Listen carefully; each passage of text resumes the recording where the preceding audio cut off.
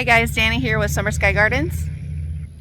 So I am out at the flower farm. It's hot, I'm picking flowers, but I thought this would be a good opportunity for me to show you how all of the Floret Zinnias have done. I know a lot of people were a little skeptical this year about buying them, but I want to assure you they're beautiful. They've done fabulous, especially if you live in a hot environment like me.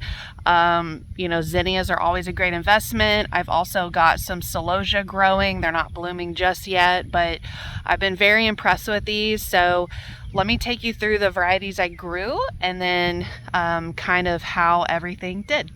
So let's start here first with this section. This is all golden hour, and you'll see there's a lot of mixes of like peachy tones, some on the lighter side, some on the darker side.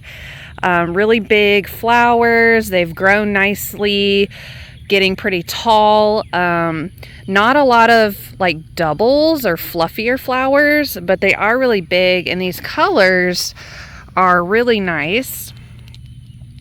Let me zoom in here. Yeah. And you can see some of them are kind of like, you're getting that two-tone effect where it's kind of like more peachy on the inside. There we go. And then kind of getting more pinky to the outside of the petals. Let's see, kind of like this one here. This one. Of course, all the little bees love them. But I really like this tone. It's one of my favorite colored flowers. And I think the ones that turned out having this like two-tone effect are the prettiest. And you can see that it actually darkens up as the flowers age, which is also pretty, although not usable at this stage. They're too far gone, but really pretty. Overall, very uniform type of flower on this variety. All right, the next variety I grew was Alpenglow. Somewhat similar to Golden Hour with the way the flowers grew, the form. Some of them were double, and I got a lot more pink tones in this mix. But you can see some of them were pretty similar in color, like this is that peachy pink two-tone. Some of them definitely more peachy, and then you have some that were more pink, darker colored. Let's see. This is a really good fluffy one. I didn't pick it in time, so it's too far gone, but really pretty. I like that ombre effect. You have kind of some more pinky tones here, and then some like this that were a little lighter. But these tones are really pretty. It's really hard to find these colors in other zinnias. Probably the closest thing would be if you're growing like Bennery Giants. So definitely like the Alpenglow, and the florists really like these colors. Like these pink and peachy tones are always going to be in style. All right, the next variety I grew was Precious Metals.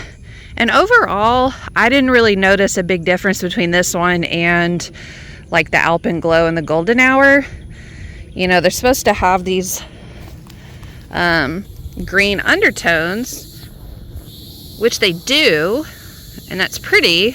But in my opinion, it doesn't really affect how the actual flower looks. And it's still, once again, a mix of these, you know, pink tones, peachy tones. So, I mean, I think, let's see if I can find a few like different ones. I mean, this ombre effect's really pretty. You can see a lot of these are real old because I haven't come out here and picked in a while. I need to deadhead them. But, you know, big flowers. I mean, definitely to me, focal flower size. Really pretty.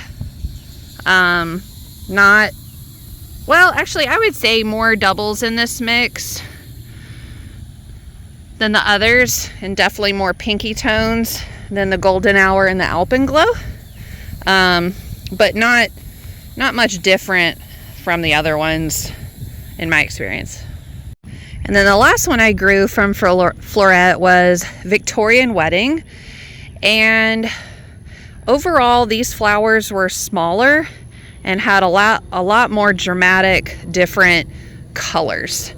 Of course, you have these, and I think this is what Erin's going for, is these beautiful, you know, pastel colors. Like this one is gorgeous with this ombre effect. It's so big and fluffy. So kind of pinky tones, and then you have like, that one's more kind of like a creamy yellow, some like this, and then, you know, a few that popped up like orange, which is not really, I mean, I like it, it's pretty, but I don't think that's what they're really going for. Definitely had some more like white flowers. So in this mix, a lot smaller flowers, but way more doubles and fluffier flowers. So definitely a really good accent. Like I like this one. It's like a peachy tone. This one's kind of like a greenish color. And then you have like a bright yellow random one. Let's see, here's like a light pink. So yeah, this is a fun mix for more color variation, more small fluffy flowers. And really the only other zinnias you're gonna find similar to this are gonna be like the Queenie mix, which are more specific colors. But like trying to get some of these colors, like the creamy ones, the pinky ones, you're not really gonna find those in other mixes of zinnias. So I did like the Victorian Wedding.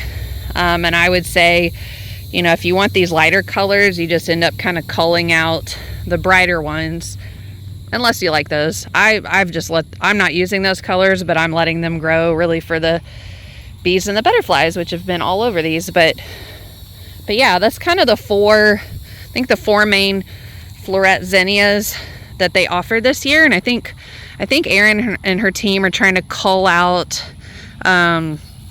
some of the more specific colors for the future. So I'll definitely be interested to see how that goes. I'm gonna take my glasses off.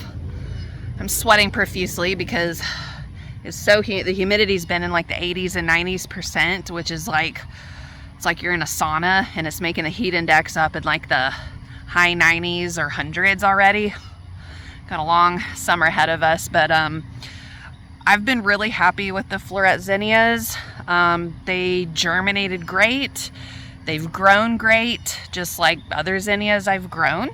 And I really like the colors, and especially if you're doing event work, working with florists, they've been immensely popular. I think if you're, you know, growing more for like a market or a roadside stand, you know, you just have to see if your customers are more into those like more pastel romantic tones. But as far as, you know, or do they want like brighter tones? I mean, I think everybody's different, and I think, you know, all different colors are beautiful. So it just kind of depends on your market and your customer, and they might like both. So depending on who you're selling to, I think it just depends on what, you know, if these are worth growing, because the seeds are very expensive. I mean, in my opinion, they're still highly profitable because, you know, you're getting a lot of stems off of one zinnia plant. They're so easy to grow, and people just love them. And especially in a hot southern climate like me in South Texas, you know, they're one of the staple flowers for spring, summer, and fall. So yeah, I'll definitely be growing these again next year. And if she starts to offer other colors, I'm very interested in that. So I hope this was helpful. If you've thought about buying them or, you know, growing something like this, check them out. And I better go get to cutting and trying to wipe my sweat off. And I'll see you guys in my next video.